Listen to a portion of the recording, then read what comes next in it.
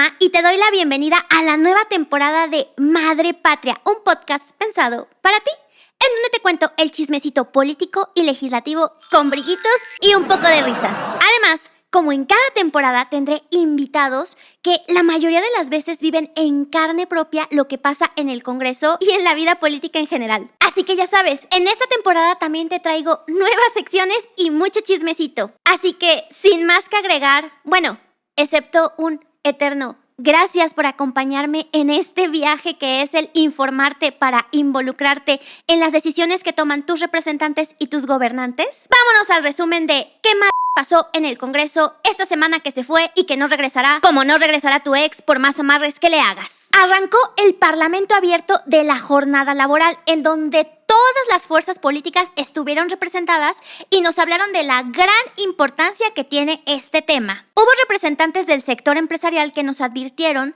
de los riesgos que puede conllevar para las micro, pequeñas y medianas empresas que se apruebe la reducción de la jornada laboral. Pero el magistrado Héctor Arturo Mercado del Poder Judicial, sí, de esos que tiene el Ejecutivo en la mira, nos dijo lo siguiente: trabajar demasiado tiempo y ganando poco le reditúa solo a una de las partes que integran las relaciones laborales y no es la trabajadora. Nos explicó que él ha intervenido en más de 30,000 sentencias sobre temas laborales, en donde ve cómo la gente trabaja más de 8 horas para conseguir un buen sueldo, porque hay otro problema al que nos enfrentamos en México, que es los salarios bajos. Y si tú crees que es solo un partido el que está frenando que se apruebe esta reforma en la Cámara de Diputados, déjame ponerle luz al asunto, para que nadie te diga y nadie vuelva a engañarte. Y es que la Cámara de Diputados aprobó esta semana que se fue 2 grandes reformas. La primera, y a la que se opusieron no solo un grupo, sino PRI, PAN, PRD y MC, que fue la eliminación de 13 fideicomisos del Poder Judicial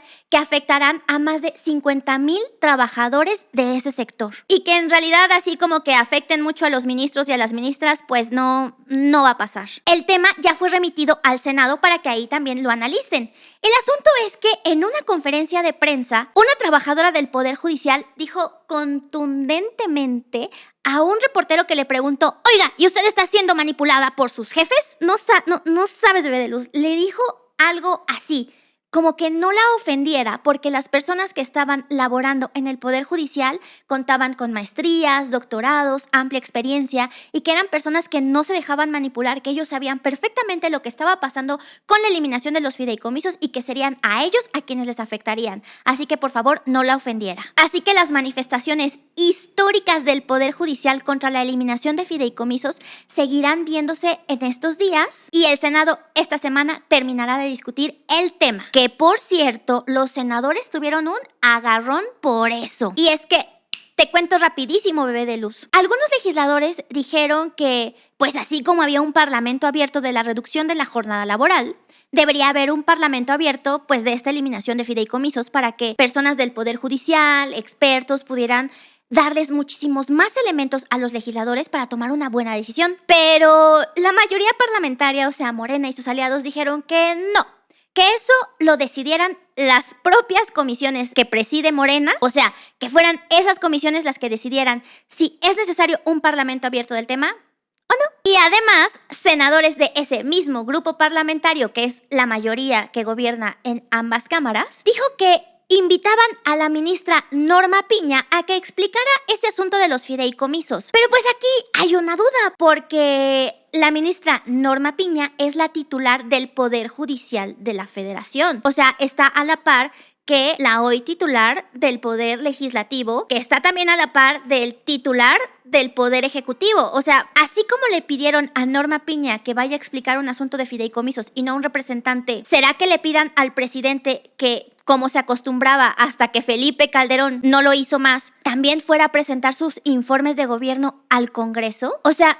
¿también le van a pedir al titular del Ejecutivo que vaya y rinda cuentas como le están exigiendo a la titular del Poder Judicial que lo haga? En fin, la otra reforma que se aprobó de bolón fue la que les permite a diputados y diputadas sesionar a distancia. Esta reforma, que se presentó en septiembre de este año, fue avalada por la mayoría de los grupos parlamentarios, aunque hubo legisladores que se opusieron, incluso de la misma mayoría. Bueno, del PT, pero se opusieron porque dijeron que a ellos les pagan por ir a trabajar y que no andan diciéndole a los niños de las escuelas que no vayan a la escuela porque pues es evidente que tienen que asistir. Otro gran tema aprobado en la Cámara de Diputados fue la Ley de Derechos, que bien chistosamente, mientras se eliminaban fideicomisos con este proyecto legislativo, se aprobó la creación de 3 nuevos fideicomisos. ¿Adivinas para quién? Así es, a las Fuerzas Armadas. Esos fideicomisos serán destinados para el Tren Maya y para cosas aeropuertuarias. ¿Aeropuertuarias?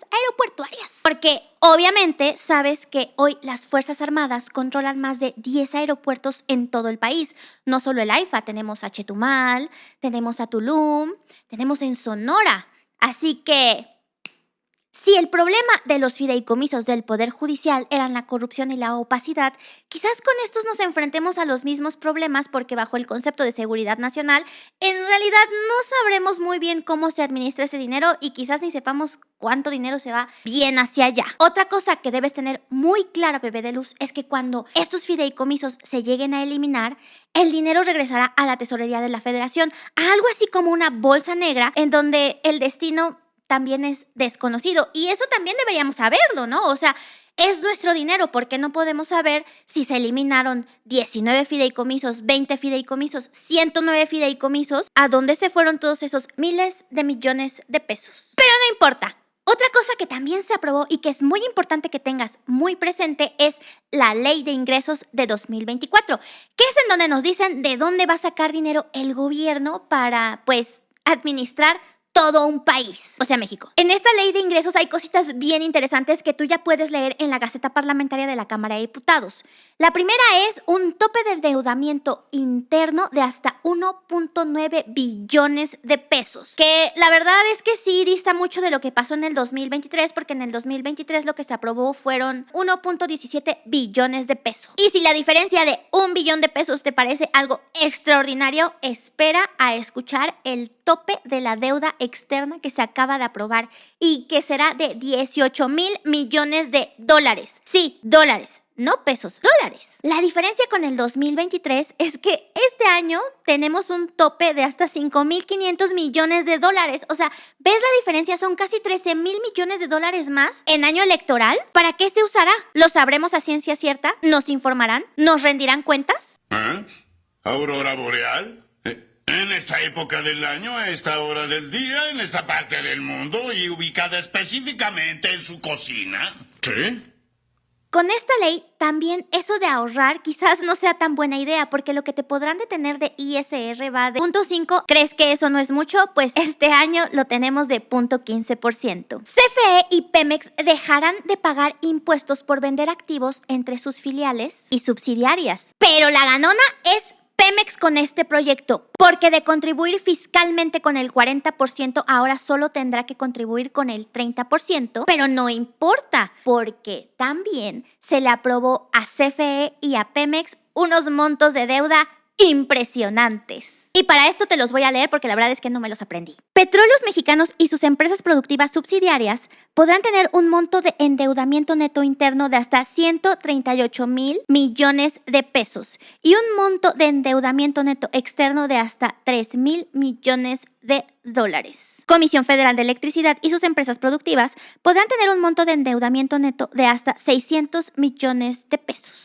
Y de endeudamiento neto externo de 1,188 millones de dólares. Así que no creo que Pemex ni CFE sufran por dinero. Entre otras cosas, empezó a circular el rumor de que la senadora Lucy Mesa, que antes era perredista, pero que se cambió a Morena, se podría ir a Movimiento Ciudadano porque Morena no le quiso dar la candidatura a la gubernatura de Morelos. Y también se dice que no va a ser la única senadora que dé el salto a la bancada naranja en estos próximos días. ¿Quién será? Otro agarrón en el Senado se lo llevaron Germán Martínez y el senador Alejandro Armenta, quien por cierto dijo que ya en estos días, o sea, estos días que se fueron, ya iba a pedir licencia porque él quiere ser gobernador de Puebla. El asunto es que la licencia nunca se discutió y nunca se aprobó, así que él sigue siendo senador y se dice que es porque su suplente en realidad empezó a tirarle mucha tierra a Claudia Sheinbaum y que entonces Morena no quiere que llegue ese suplente. Se dice. Yo te estoy contando lo que se dice. Yo no tengo nada asegurado, pero es importante que estos chismecitos los tengas muy a la mano. El asunto es que el senador Germán Martínez, en medio de una sesión ordinaria, dijo algo así, y es que él estaba a favor de que los fideicomisos del Poder Judicial y de cualquier fideicomiso, porque debes de tener muy claro también que hay más de 100 fideicomisos que tiene el gobierno federal ahorita vigentes, y que el senador Germán Martínez quiere saber todo lo que hay detrás de los fideicomisos del Poder Judicial, pero que también se preguntaba por qué el senador Armenta se llevaba al mes casi 1 millón de pesos y que quería explicaciones sobre qué había pasado con ese dinero. El senador Armenta ya salió a decir que no, que él solo cobraba su dietita, que son un poquito más de 100,000 pesitos al mes, que son los mismos que el senador Germán Martínez, a quien aprovechó para reprocharle que en lugar de estarlo criticando, pues dejara él de saltar de un partido a otro porque pues había dejado al PAN y luego había dejado a Morena y ahora era un senador independiente. En realidad es un senador sin partido. Pero no todo fueron malas noticias esta semana. La Comisión de Salud del Senado aprobó un dictamen que yo creo que aún tiene muchas cosas por subsanar, pero es un gran avance para reconocer los derechos que tienen las personas que prestan servicio social en un hospital, o sea, médicos y enfermeras, y evitar que tengan jornadas larguísimas que en realidad dificultan su trabajo y que ponen en riesgo vidas humanas. Y el Senado reconoció el aseguramiento voluntario para personas trabajadoras independientes. Esto ya se mandó al Ejecutivo. Así que si tú eres freelancer o trabajas por tu propia cuenta, échale un ojito a este proyecto que debe ser publicado o quizás ya está publicado en el Diario Oficial de la Federación para que puedas también tener cierta seguridad social. Espero que te haya gustado este resumen semanal, Bebé de Luz. Vámonos a la siguiente sección. Y como arte de magia, Bebé de Luz, ahora aparece conmigo nuestro invitado del día de hoy, que además es un personajazo. Yo ya sé que cada vez te digo que traigo un fan, o sea, que traigo a alguien de quien yo soy fan, pero es que de verdad el doctor Kenvirg Puente es el autor de libros, de hilos de Twitter que son increíblemente fascinantes sobre congresos locales, congresos federales, congresos internacionales. Doctor, muchísimas gracias por estar aquí, muchísimas gracias por responder a mi mensaje en Instagram de hola doctor, llevo siguiéndole hace unos meses, pero no me hace caso, ¿podría hacerme caso? Al contrario, muchas gracias por la invitación. Para mí es un gusto, un honor estar contigo y con toda la gente que nos ve y nos escucha. Pues muchísimas gracias, así que, ¿qué le parece si voy a leer su semblanza? Nada más para que te des color, Bebé de Luz. Esta es una semblanza que se queda muy chiquitita con todo lo que es y lo que ha hecho el doctor Puente. Él es politólogo, maestro en estudios legislativos por la Universidad de Hull del Reino Unido y doctor en Ciencia Social por el Colegio de México. Es profesor titular B de tiempo completo de la Facultad de Ciencias Políticas y Sociales de la UNAM. Pertenece al Sistema Nacional de Investigadores Nivel 2, Pride Nivel D, y es miembro regular de la Academia Mexicana de Ciencias. Sus líneas de investigación son la representación política, los estudios legislativos comparados, transparencia y rendición de cuentas. Además, tiene un increíble programa en el canal del Congreso, no te lo pierdas, Bebé de Luz, que se llama Apuntes Parlamentarios. Ahí acaba de tener a 3 grandes secretarias técnicas que nos hablan de toda la labor que se hace detrás de una comisión. Así que, doctor, una vez más, bienvenido. Muchas gracias, Alma. ¿Qué le parece si arrancamos con la sección de Diccionario Parlamentario? Vamos al diccionario. ¿Nos puede leer, por favor, la definición del día? A ver, la definición del día es derecho parlamentario, que se refiere al estudio conjunto de las relaciones político-jurídicas que se desarrollan al interior de las asambleas y que es parte del derecho constitucional relativo a la organización interna y funcionamiento parlamentario. Doctor, esta es una definición que nos da nuestro bonito sistema de información legislativa que hace Secretaría de Gobernación con mucho gusto, con mucho amor, muchísimos besos y muchísimos brillitos a toda la gente detrás de ese gran portal. Pero, para usted, que es un experto en este tema, ¿qué es el derecho parlamentario? ¿Cuál es la diferencia del derecho o es una rama del derecho? Cuéntenos, por favor, un poquito. Claro, porque incluso de esta definición, que yo coincido, es un gran portal el de Gobernación, es una gran fuente de información que está permanentemente actualizada, pero de esta definición ya parte de una postura sobre el derecho parlamentario, es decir, como parte del derecho constitucional, es decir, como, digamos, el primo pobre del derecho constitucional, ¿no? Es decir, es poca la gente que cuando estudia derecho dice, yo me quiero dedicar al derecho parlamentario, ¿no? Es decir, sí. Te quieres dedicar al derecho penal, al derecho civil. Al mercantil. No, al mercantil, etcétera. Pero muy poca gente dice, no, yo lo que quiero es el derecho parlamentario. No, siempre ha sido visto el derecho parlamentario como, insisto, así, el primo pobre del derecho constitucional. Así como que está el derecho constitucional y ahí en una habitación escondido y sin que nadie lo pele, está el derecho parlamentario. Ahora, cuando decimos derecho parlamentario nos podemos referir a dos cosas distintas. Al estudio, como se plantea aquí, es decir, a la disciplina que estudia estas normas jurídicas o estas relaciones políticas que son concretadas en actos jurídicos del Congreso o de los congresos o de los parlamentos. Y otra es el conjunto de normas específico, ¿sí? Es decir, pueden ser distintas cosas. Por eso cuando alguien nos dice, ¿qué es el derecho parlamentario? Bueno, depende a qué te quieras referir. Si te quieres referir a la disciplina de estudio, bueno, podemos irnos a la escuela. Digamos, una de las tradiciones más fuertes del derecho parlamentario es la escuela italiana, porque en la escuela italiana han codificado casi todas las normas que se van creando a partir justo de la práctica parlamentaria, se va codificando, se va normando y se formaliza. Es decir, tienen un derecho altamente codificado. ¿Más que la inglesa? Sí, mucho más. Porque la inglesa justamente tiene lo opuesto. De hecho, sería justo lo contrario. En la escuela británica, lo que tienen es una larga tradición de práctica parlamentaria no codificada. Si nosotros decimos, oye, es que ¿dónde está por qué le dio ese trámite el speaker en el Parlamento británico? Pues el speaker te va a decir, pues porque decidí dárselo así. ¿Y por qué lo decidió? Pues porque así se hace. ¿Y dónde decidió? Es decir, ¿cómo decidió que así se hiciera? Pues porque así se ha hecho siempre, ¿no? Es decir, no te tiene que argumentar, no, pues porque el artículo tal, de tal código, etcétera. De hecho, no existe un reglamento interno del Parlamento británico ni de las cámaras del Parlamento británico. No existe, pero eso no quiere decir que no existan normas. Claro. Esto es muy interesante ahorita que planteabas del derecho parlamentario porque entonces el derecho parlamentario se nutre de normas formales codificadas que por lo regular se llaman fuentes formales del derecho, ¿sí? Y entonces esas provienen de la Constitución, de las leyes, de los reglamentos, etcétera. Ley orgánica, por ejemplo. Ley orgánica en México, sí, claro. Y en otros países también existen disposiciones como aquí no lo hay, por ejemplo, una ley del Congreso. Es decir, aquí en México hay una ley orgánica, pero es únicamente orgánica. Es decir, describe cómo estarán integrados los órganos, pero no es una ley del Congreso. Realmente lo que norma internamente al Congreso mexicano son la Constitución y sus reglamentos. Que además tenemos un reglamento de hace muchísimos años, ¿no? Bueno, tenemos un reglamento para el gobierno interior del Congreso de los Estados Unidos mexicanos, que es del 35, ya no me acuerdo de qué año, pero digamos es... Sí, un poco viejito. Casi un siglo, digamos, de casi un siglo. Pero que ya solo aplica en algunas partes porque es como reglamento del Congreso, para el gobierno interior del Congreso. Ya realmente lo que se aplica en las cámaras son sus propios reglamentos, que son de 2010. Claro, para que se emitieran esos reglamentos fue una tarea tortuosa, porque se planteó que se hicieran inmediatamente después de que se creó la ley orgánica de 1999. Antes de la de 99 estaba la de 1979.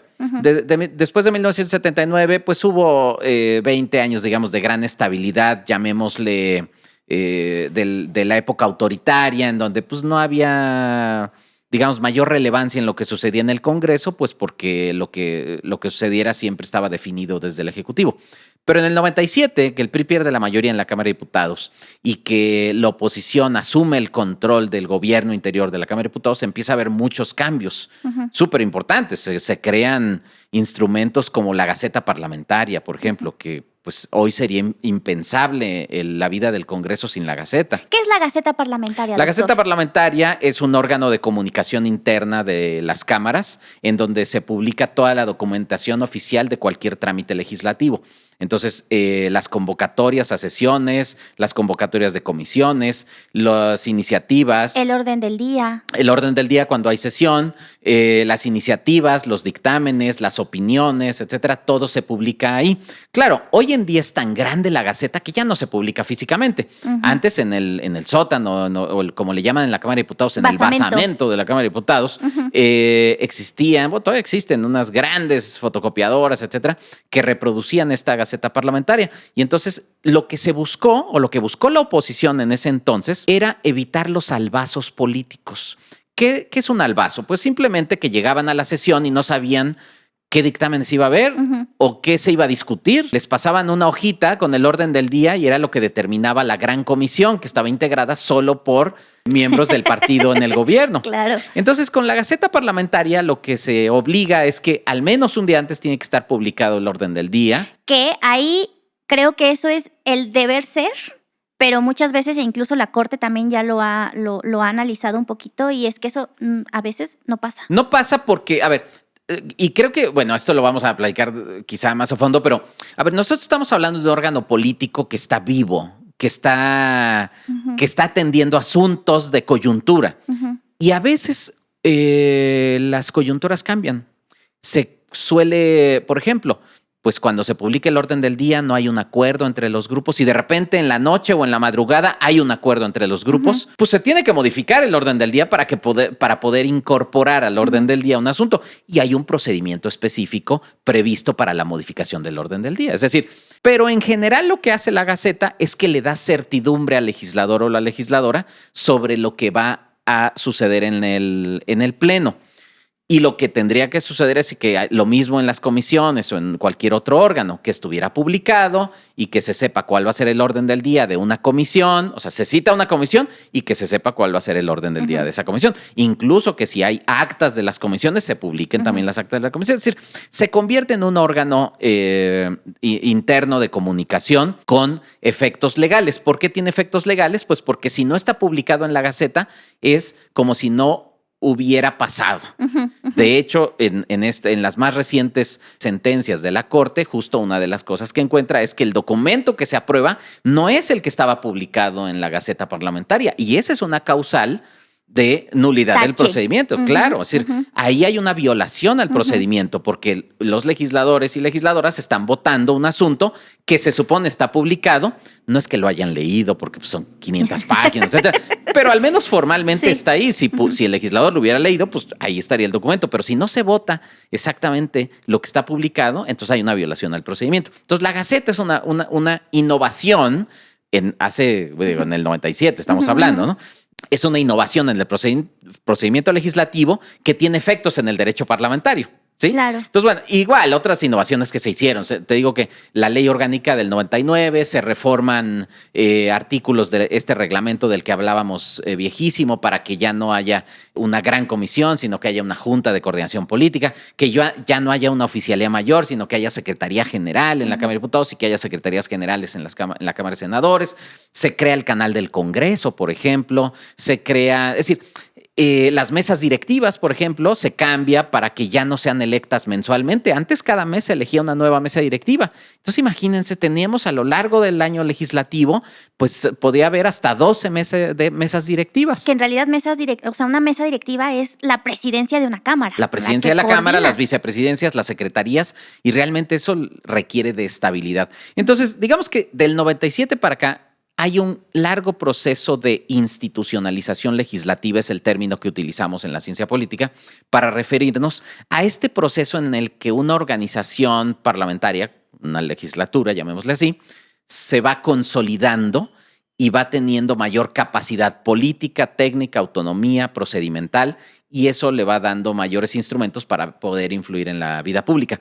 Todos esos actos están digamos que tienen efectos en la vida parlamentaria y por tanto también suelen ser normados. Cuando entonces se norman, es decir, cuando es repetido a lo largo del tiempo, se integran o forman parte del derecho parlamentario. Por eso te decía, algunas veces codificadas, es decir, se integran al reglamento, se hacen cambios legales, etcétera, y otras no, pero que se convierten en una práctica que son un precedente y que cuando se empieza a rutinizar, es decir, forma parte de la actividad parlamentaria, se convierte ya sea en una tradición parlamentaria o en una práctica parlamentaria o en un precedente.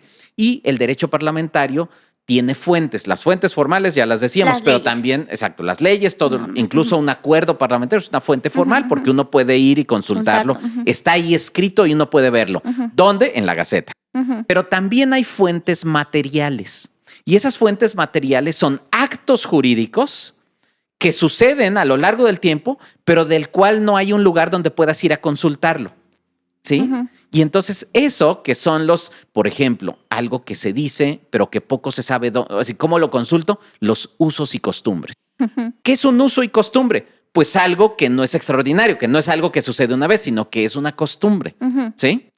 ¿Nos podría dar un ejemplo? Por ejemplo, usos y costumbres son que el presidente tenga que abrir o cerrar la sesión con una campana. Ay, que hemos visto luego ¿No? cómo se utiliza la campana de Por eso, pero maneras digamos, especiales. es decir, ¿cuál es en los hechos? ¿Sería necesaria la campana para que hubiera sesión? No. Pero forma parte de un ritual de lo que le llaman la liturgia parlamentaria, que es una costumbre. Sí. Entonces, si se fueran a sesionar a algún otro lugar, como de hecho sucedió, por ejemplo, con la aprobación del presupuesto en la legislatura pasada, que se fueron a sesionar a un centro de convenciones, lo que se espera es que llegue el gran tintero y la campana. ¿Pudieron haber sesionado sin el gran tintero, sin la campana y sin las banderas? Sí, sí pudieron haber sesionado. Sin embargo, ese hecho de que estuvieran esos elementos de la liturgia parlamentaria legitiman el momento, ¿sí? Y entonces se convierte en parte de la costumbre. En otros países, por ejemplo, lo primero que se hace en el orden del día es orar. Y entonces rezan, ¿no? Entonces, el primer punto del orden del día en muchos parlamentos es la oración del día. Qué Y entonces interesante. algún legislador es el encargado de la oración. Suelen ser, antes eran de religiones dominantes, ahora son de religiones, ¿En qué muy congreso abiertos. se reza? Bueno, en Estados Unidos, en el británico, yo diría que en muchos de la tradición occidental es un primer punto del orden del día, que también es una costumbre que solo lleguen unos cuantos a la oración. Y entonces, ¿por Como qué? cuando la gente va a la misa poquito y a la fiesta llegan todos, ¿no? Exacto, así es. Entonces, lo mismito. O, por ejemplo, hay tradiciones. Hace unos días platicaba con el diputado Fernández Noroña, que estaba muy enojado porque habían hablado mal de él el día que solicitó licencia. Y entonces que una senadora o diputada, no me acuerdo quién, se puso a hablar cosas muy malas de él y que eso no se vale. Y entonces me decía, está rompiendo con una tradición parlamentaria. ¿Cuál es esa tradición? Que no importa qué tan bueno o malo haya sido, cuando te vas, hablan bien de ti. Es decir, el día que pides licencia y que pide licencia a alguien que está en un órgano de gobierno, es decir, un coordinador parlamentario, un miembro de la Junta de Coordinación Política, un miembro de la mesa directiva, todos los partidos hacen un reconocimiento a su labor. Manuel Velasco diría, no fuiste el primero, carnal. Exacto, sí. Entonces, bueno, esas son tradiciones. Ahora, esas tradiciones finalmente encuentran asidero en el derecho parlamentario y el derecho parlamentario, entonces, lo que hace es normar. Ahorita se me viene a la mente otra muy interesante. Por ejemplo, en el Parlamento británico o en otros parlamentos no se pueden referir diputados unos a otros por su nombre. Está prohibido. Ahora, ¿quién lo prohibió? Nadie en particular. Es una tradición, pero que se aplica. Y si alguien la viola, lo pueden sancionar o incluso lo pueden expulsar de la sesión. Ha sucedido en el Parlamento británico. Si un diputado nombra a alguien por su nombre, a otro diputado, el diputado Carlos Pérez, etcétera, está diciendo algo, el speaker lo puede expulsar a este diputado por haberse referido por su nombre. ¿Qué es el speaker? ¿Nos podría explicar qué es el speaker? El speaker en este sería el congreso? equivalente aquí en México al presidente de la mesa directiva. Se llama speaker porque por ahí de mediados de del siglo XV, en el Reino Unido, el speaker era el encargado de ir a darle las noticias al monarca. Es decir, elegían a alguien de entre ellos, de entre los parlamentarios, para que se encargara de informarle al monarca, al rey, obviamente en aquellos años, al rey, cuáles habían sido las resoluciones que habían adoptado. Y entonces el speaker, por eso iba y hablaba a nombre de, es decir, speaker en español sería un vocero, ¿no? O en español también es una bocina, ¿no? Es decir, se encarga de informar. Ahora, nunca, o nadie quería ser speaker, ahora ser speaker es un gran honor y todos se pelean por ser speaker, pero nadie quería ser speaker. No, pues ¿quién le quiere ir a dar cuentas al jefe, a la jefa? Sí, de hecho, era una profesión de alto riesgo, una tarea de alto riesgo. Más de 4 speakers fueron decapitados cuando fueron a darle noticias al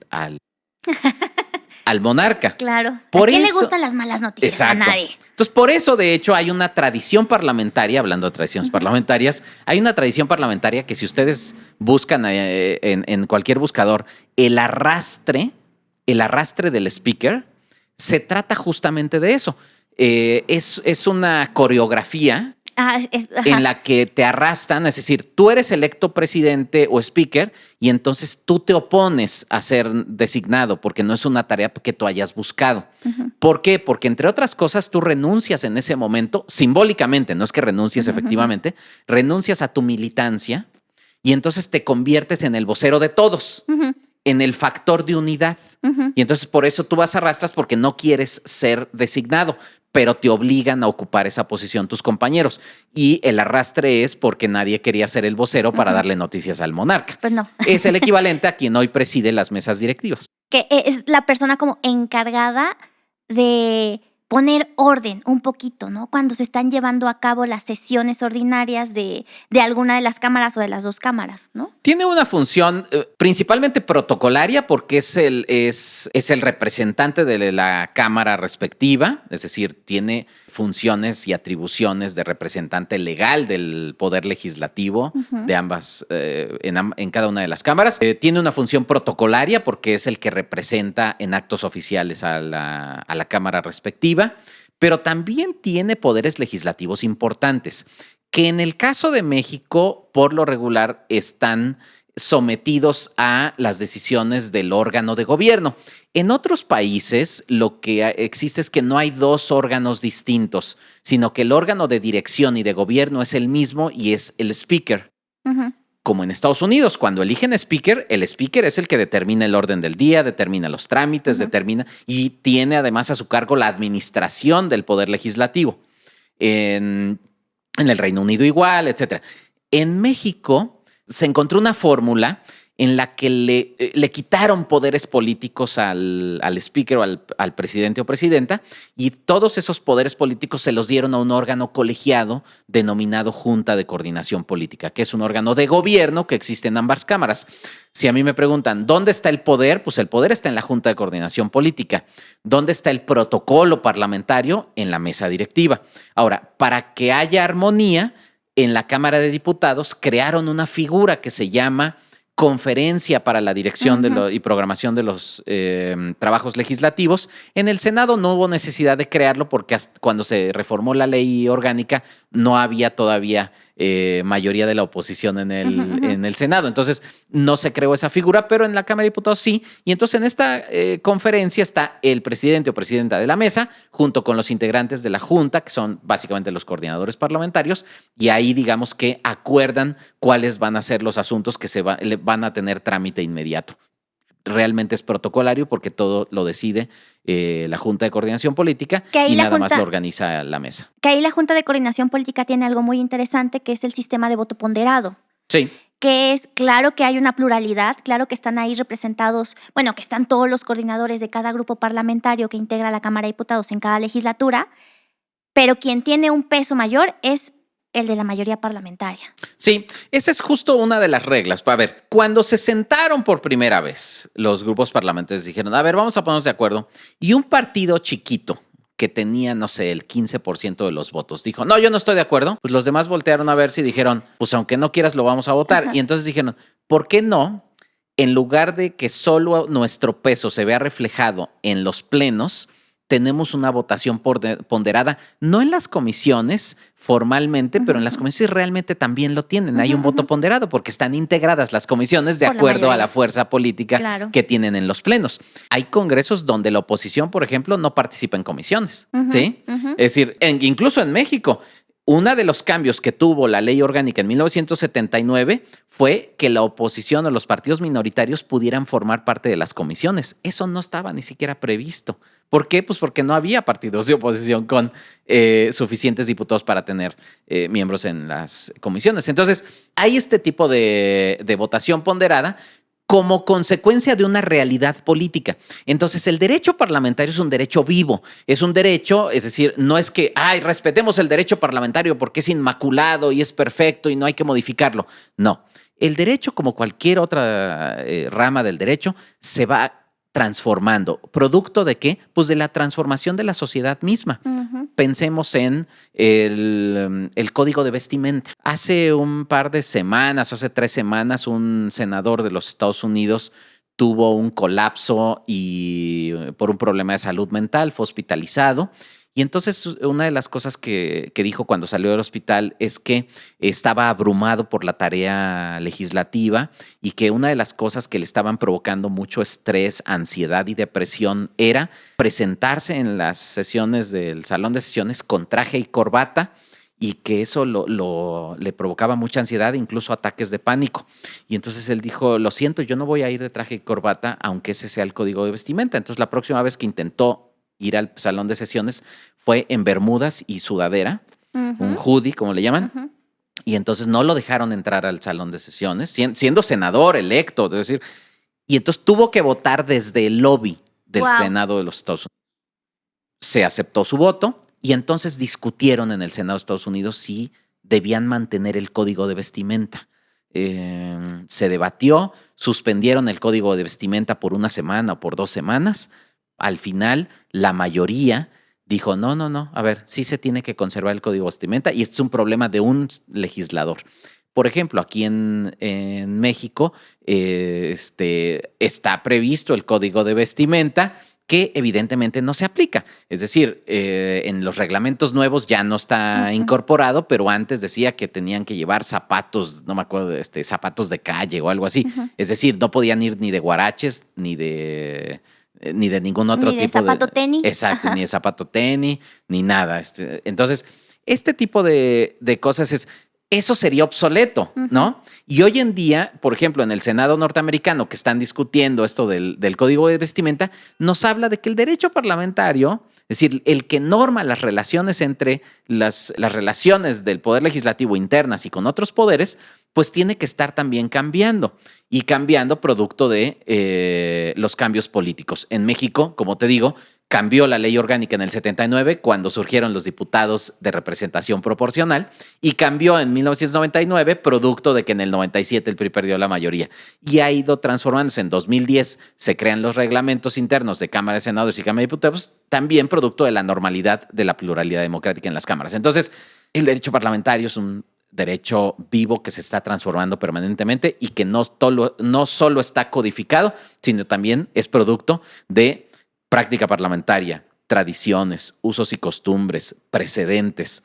y todo eso son fuentes materiales. Aquí entonces tengo algunas dudas y algunos comentarios. A ver. Entre mis dudas están, ¿cuál es la diferencia entre práctica parlamentaria y tradición parlamentaria, entre usos y costumbres?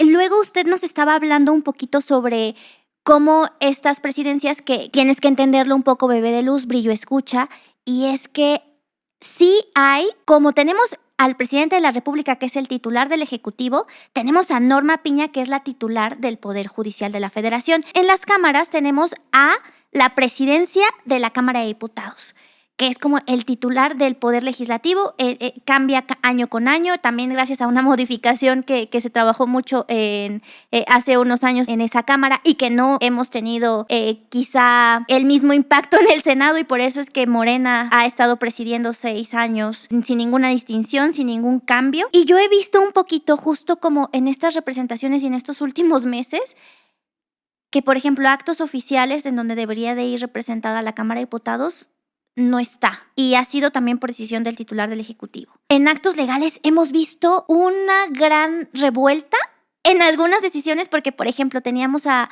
la diputada Laura cuando estuvo ella como presidiendo la Cámara de Diputados y ella panista, entonces metió justo con esta formalidad legal y con estas atribuciones legales que ella tenía, como unos ciertos mecanismos constitucionales en la Corte por algunas decisiones legislativas que se habían tomado. Y luego vimos también a Sergio Gutiérrez Luna, pero ahora del lado de Morena, hacer lo mismo con estas atribuciones legales. Y cuando la del PAN presentó este asunto, los de Morena dijeron, ¿cómo? ¿Por qué?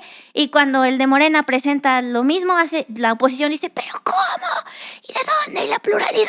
Como estos asuntos, ¿usted cómo los ha visto? ¿Cómo ha visto que han evolucionado este tipo de atribuciones? Y a mí también me sale un poquito la duda, y quizá para las personas que están estudiando Derecho, ¿nos podría usted explicar un poquito cuál es la diferencia de este derecho parlamentario con otras ramas? Porque este es uno muy vivo. Y yo siempre también les digo a las personas que me escuchan pues es que no es que los senadores o el PRI o el PAN o Morena sean malos, ¿no? O sea, que hay tantas personas que están formando a esos grupos, no son entes abstractos, no es la Cámara de Diputados, no, hay en el número de personas que lo integran, 500 diputados, diputadas, 128 senadores, senadoras, además de todas las personas que estamos atrás haciendo, los que están barriendo, todos, ¿no? ¿Cuál es la diferencia entonces del derecho parlamentario con otras ramas del derecho? Porque yo incluso he leído autores que negaron la existencia del derecho parlamentario. Y pues ahí me quedo ahorita en este momento, porque luego también me gustaría que habláramos de los códigos de ética. A ver, son muchísimas aristas que no sé ni de por dónde entrarle, pero trataré de decir. A ver, primero sobre la tradición y la práctica parlamentaria. Conceptualmente, una práctica parlamentaria es una acción instrumentada por legisladores o legisladoras para subsanar vacíos o lagunas de la ley. Es decir, donde no hay algo previsto normativamente, entonces entra la práctica parlamentaria. ¿Un ejemplo nos podría dar?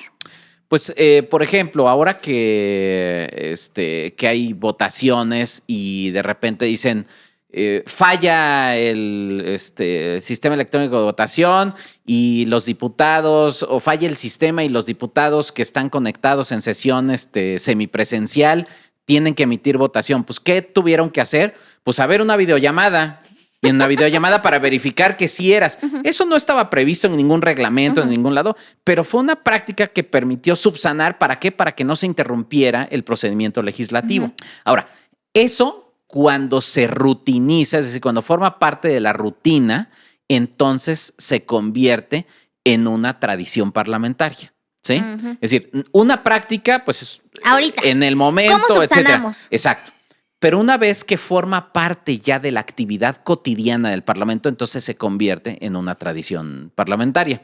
Que una tradición parlamentaria es justo esto que hablábamos de usos y costumbres, ¿sí? Uh-huh. Son los usos y costumbres. Aquí así se deciden las cosas. Por ejemplo, cuando a lo mejor las normas formales y las normas informales a veces tienen tensiones.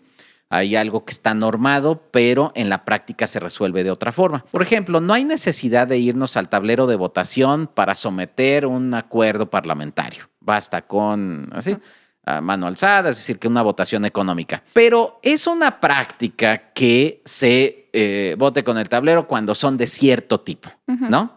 Entonces, acuerdos de los órganos de gobierno, acuerdos de la mesa directiva, votaciones etcétera. Nominales para que se sepa quién votó a favor y quién votó a favor y quién votó en contra, y que le dé certidumbre, que le dé certeza a todas las personas y también a los otros poderes. Entonces, bueno, primero eso. Ahora, tú decías, hay mucho protocolo alrededor del Poder Legislativo. Yo creo que es de las instituciones que tienen el mayor número de rituales de rituales políticos. Si nosotros, lo que pasa es que tú pues, estás muy acostumbrado, pues ya formas parte ya lo ves con toda naturalidad. Pero imagínate, yo he ido con mis hijos ahí a los plenos de ambas cámaras y a veces les platico, son muy chiquitos, pero se les hace súper simpático, por ejemplo, pues todo lo que sucede, es una serie de rituales, la sesión es una serie de rituales. Las personas no hablan cotidianamente como hablan en tribuna. Es decir, eso es una histrionización de su actividad. Porque si ustedes lo ven desde galerías, que Sí. esta parte de arriba de las cámaras, de los salones de sesiones, el que se estaba gritando hace 3 minutos con los otros, baja y le da la mano y se abrazan, ¿no? Sí, sí, sí. Es algo como muy chistoso también, que cuando lo ves desde afuera, desde adentro dices, ay, ojalá la gente lo vea desde afuera. ¿Que no eran enemigos? Ajá, sí. Quienes nos escuchan o nos ven están familiarizados, por ejemplo, con la lucha libre. Se podrán imaginar, por ejemplo, que pues los luchadores que van y tienen una función de lucha libre en el pueblo X, pues llegan en la misma camioneta o llegan en el mismo coche. Claro. Y llegan juntos y se regresan juntos, comen juntos. ¿Por qué? Pues porque forman parte del mismo espectáculo. Uh-huh. Y todos desarrollan todos desempeñan o juegan un papel en esa obra teatral. Ok, lo mismo sucede en el Parlamento. En el Parlamento están los distintos actores que representan una posición política, pero que juegan un mismo papel, son actores de la misma obra. Y entonces en esa obra lo que hacen es histrionizar y exagerar y manotear y aparentar que son enemigos como en la lucha libre. Pero bajan y abajo hay no solo diálogo, sino que además hay algo que sorprende a mucha gente. Hay colaboración, uh-huh. Hay acuerdos. De hecho, lo que prevalece en los congresos es el acuerdo, la negociación, la cooperación. Uh-huh. Lo que prevalece no son las diferencias. De hecho, las diferencias son escasas, pero de esas diferencias escasas es de lo que se nutre también el propio Parlamento, porque el Parlamento, por un lado, tiene una dimensión de conflictividad, sirve de válvula de escape para la sociedad misma, que dice, mira, sí, ahí están las distintas posiciones, etcétera. Este sí me representa, el otro no me... Exacto, el otro no, etcétera. No, el otro es pro todo lo que yo odio y el otro es pro todo lo que yo quiero. Entonces, eso le permite a la ciudadanía construirse una opinión sobre los asuntos políticos. Pero terminando la sesión, los podemos ver de la mano, saludándose, conviviendo, etcétera. En diputados los vemos comiendo en el Salón de Cristales y en el Senado en cuchilleros. Y todos están, digamos, la naturaleza parlamentaria, de hecho, parlamentar es eso, es dialogar. Y los parlamentos tienen eso antes que nada. Entonces, más bien nosotros como público deberíamos de acostumbrarnos a que sí, hay un espacio de disputa, pero ese espacio de disputa concluye cuando se toman decisiones. Aquí hay una cosa que me quedó también ahí pendiente. Bueno, no es una cosa, ¿verdad? Pero un concepto que es el precedente del que también nos está usted hablando, que ya un poquito la palabra nos dice qué es, pero ¿nos podría explicar? Sí, el precedente es algo que ya sucedió en el pasado, que puede convertirse en una tradición, pero que no lo es decir, que solamente sirvió como un acto, es decir, fue una práctica parlamentaria que fue una acción que sucedió en algún momento, pero que no tuvo efectos normativos estables. Ahora, se puede apelar a un precedente cuando se está en una situación o circunstancia similar a cuando fue aplicado ese precedente original. Por ejemplo, hace poquito, cuando era el presidente de la mesa era Santiago Krill, un diputado, bueno, no está permitido que voten de manera remota si no estás conectado a través del sistema que crearon para ese fin, ¿no? Y entonces un diputado muy influyente, porque creo que era el presidente de la Junta de Coordinación Política, dijo, oye, es que yo no puedo entrar, y entonces le marcó por teléfono a su celular a Santiago Krill y le dijo, oye, yo voto a favor, etc. Y le tomaron el voto, ¿sí?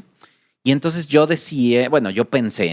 pensé un poco preocupado, híjole, este es un precedente peligroso, porque el día de mañana cualquier otro legislador puede apelar a que hubo ya un precedente en el que le aceptaron el voto vía telefónica a un legislador y fue considerado.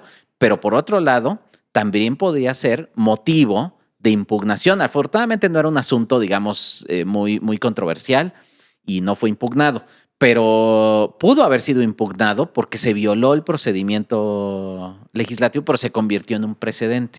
Fíjese que por ese tipo de asuntos de los precedentes, cuando pasó esta, que era, creo que la llamaron la noche negra, para mí fue la noche triste en el Senado, en abril, que se aprobó un paquete de proyectos legislativos de manera muy irregular. Sí. Yo sí, cuando a mí me preguntan, no, ¿y tú qué opinas?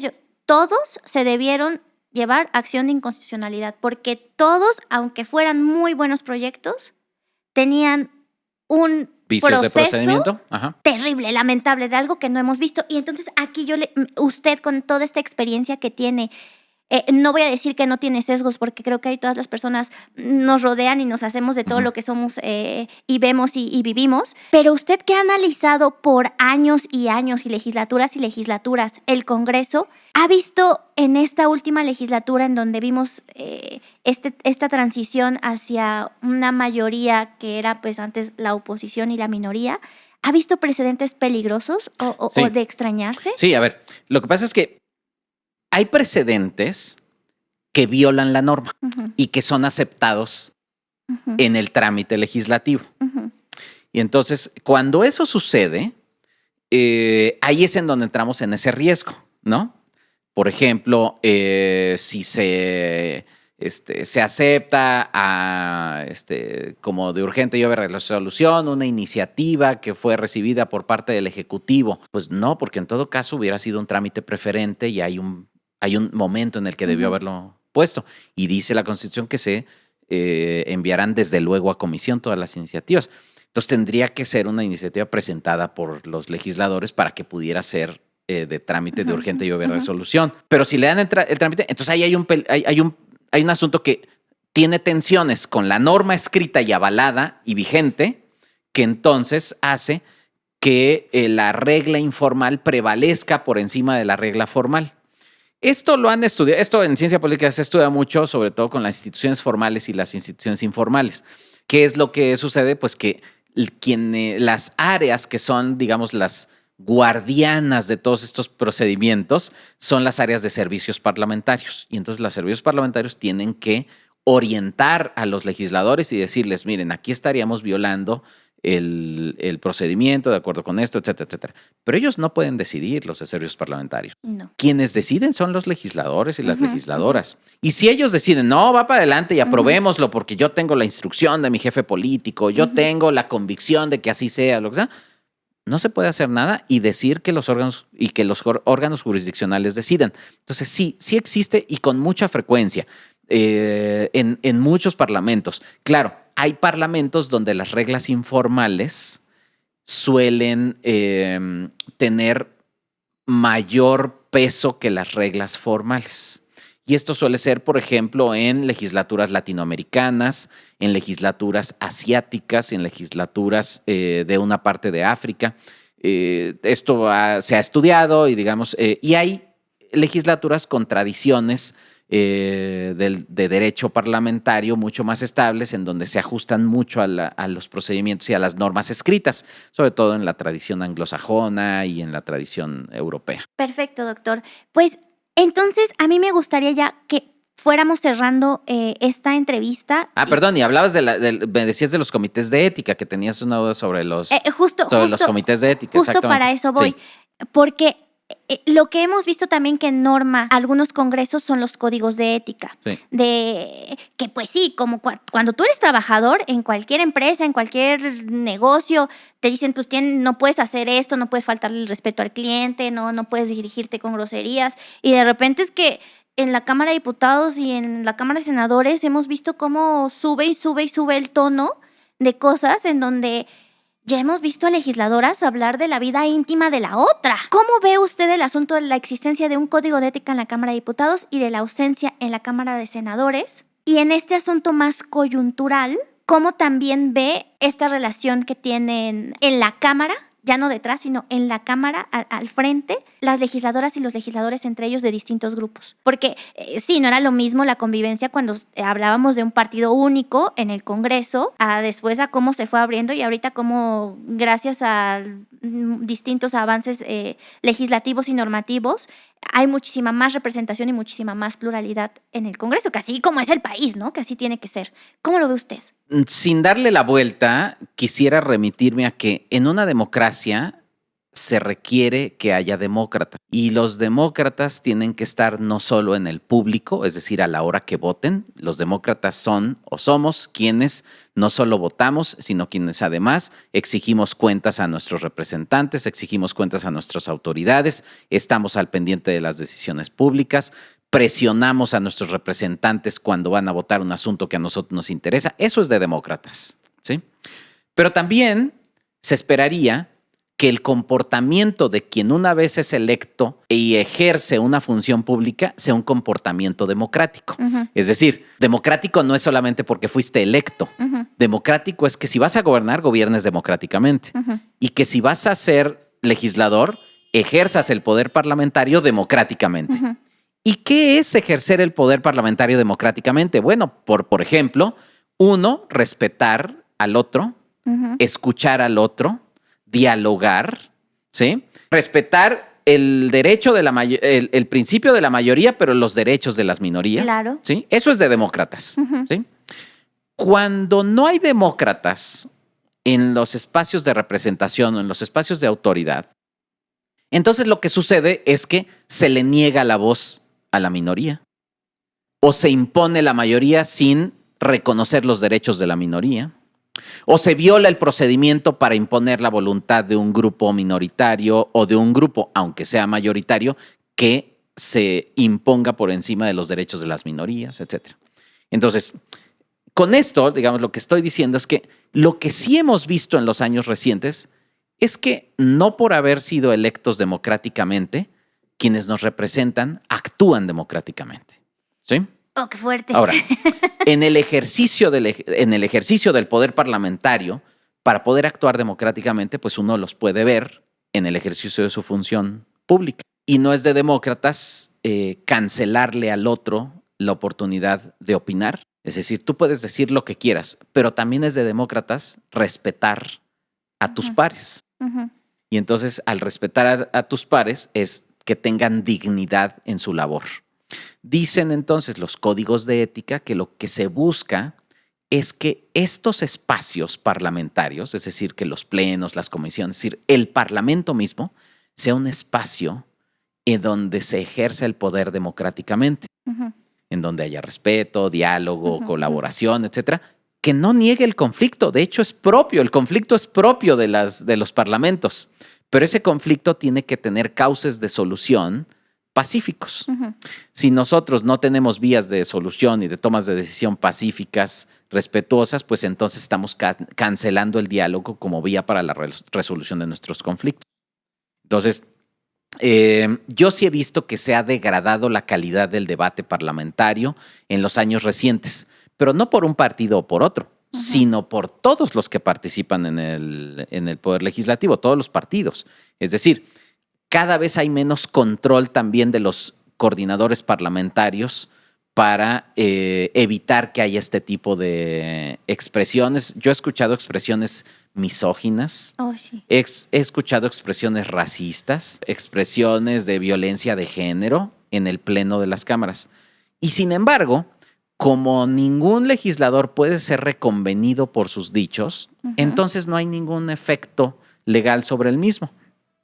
Pero ya el Tribunal Electoral y la propia autoridad electoral han iniciado sanciones para legisladores que se han referido a otros con violencia de género, y yo creo que podría ser una vía alternativa, ya que no tiene ningún efecto interno con el Comité de Ética en la Cámara de Diputados y pues la inexistencia en la Cámara de Senadores. Quienes tendrían que hacer valer más que un código de ética, digamos, sino los principios éticos del comportamiento parlamentario, tendría que ser la mesa directiva.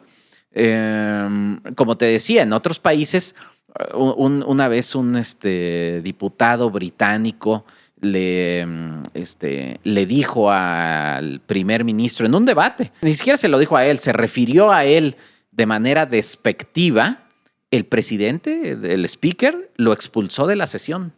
Le dijo: diputado, usted tiene que salir en este momento del salón de sesiones porque le ha faltado el respeto a un diputado de otro partido. En ese momento se paró la sesión hasta que se fuera el diputado. Y una vez que se fue el diputado, continuó la sesión.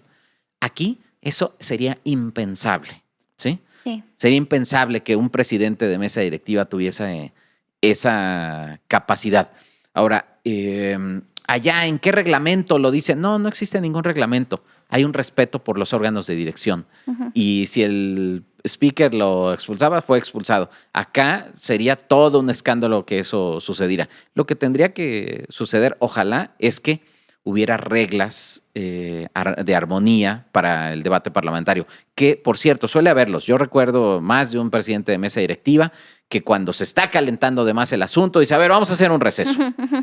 Sí. Y dice, mejor vamos a hacer un receso. ¿Para qué? Pues para bajarle un poquito a la temperatura, y llama a los coordinadores y les dice, a ver, coordinadores, vamos a... Y entonces ponen reglas. Por ejemplo, cuando hacen estos performances en la tribuna, y entonces voy a subir con unas pancartas, etcétera. Entonces, ok, reglas. La regla va a ser que tú puedes subir con tu pancarta mientras tengas el uso de la palabra. Pero si no tienes el uso de la palabra, es decir, el uso de la tribuna, entonces no se vale. ¿Ok? No puedes subirte porque eso ya sería una agresión. Ok, esa es una regla informal que se convierte en una práctica parlamentaria y que ahora es respetado.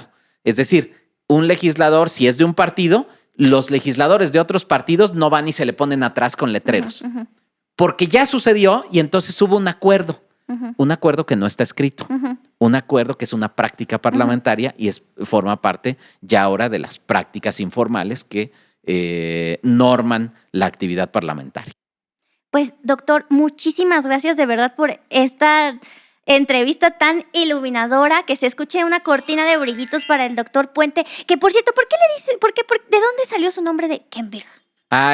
Necesitaríamos un episodio especial para la historia de mi nombre, pero básicamente Kem es un dios egipcio. Es un dios de la fortaleza, de la fertilidad, etcétera. Y Virg es del signo zodiacal Virgo, pero sin la O. Solamente unieron esos dos nombres. Pero hay toda una historia política, religiosa detrás de mi nombre que algún día se las contaré. Ay, doctor, pues ojalá. Lo voy a volver a invitar para que nos la cuente, porque yo, con mucho respeto, yo cuando leo su nombre me acuerdo de Kermit. De la rana René. Yo así, qué bonito nombre, Kermit. Bueno, y si yo hiciera, podríamos hacer un podcast de todos los nombres que me han dicho a lo largo de la vida, pero no me divierte. O sea, no es algo que me moleste ni nada. Digo, si tuviera yo un nombre así como normal, sí sería raro que alguien me nombrara de otra forma, pero teniendo el nombre que tengo, pues entonces sería muy raro que me enojara porque me dicen de otra forma. Es muy complicado. Sí, me imagino a los de Starbucks así de ¿Coca? ¿Con Q? Así es. Pues muchísimas gracias de verdad, doctor. Muchísimas gracias, bebé de luz, por acompañarme una vez más a Madre Patria en este inicio de temporada. Espero que te gusten las nuevas secciones y que me sigas acompañando en este mundo parlamentario y legislativo que es de verdad apasionante. Así que, pues bueno, que tengas muy bonita tarde, muy bonita mañana, bonita noche, dependiendo de cuándo nos estés escuchando. Y pues, bye.